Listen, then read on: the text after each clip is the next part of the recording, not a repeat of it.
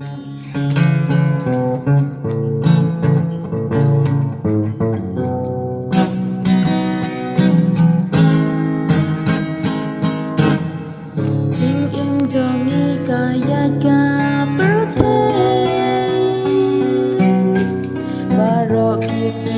Joseph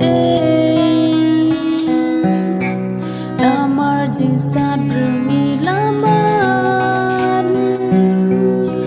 You play don't worry clam berkat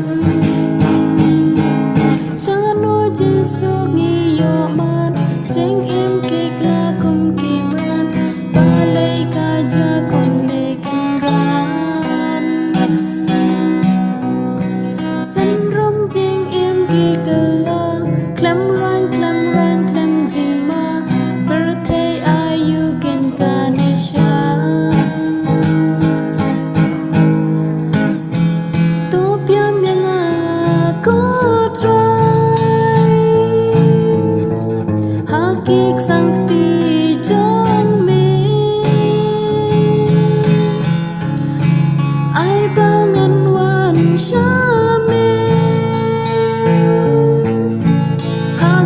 jong me ngandem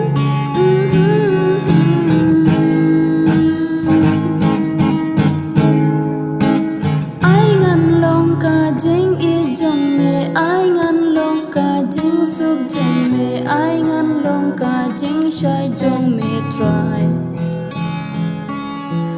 ai ngan long ka jing i jong me ai ngan long ka jing suk jong me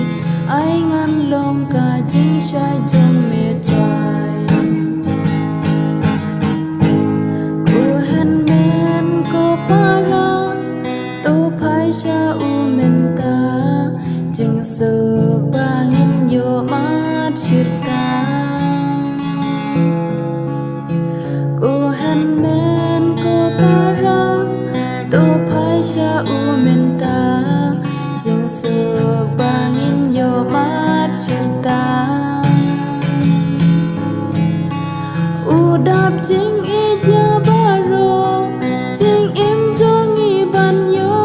uslam do nun jong abad jong phi udap jing i ja baro jing im jong i ban yo uslam do nun jong abad jong phi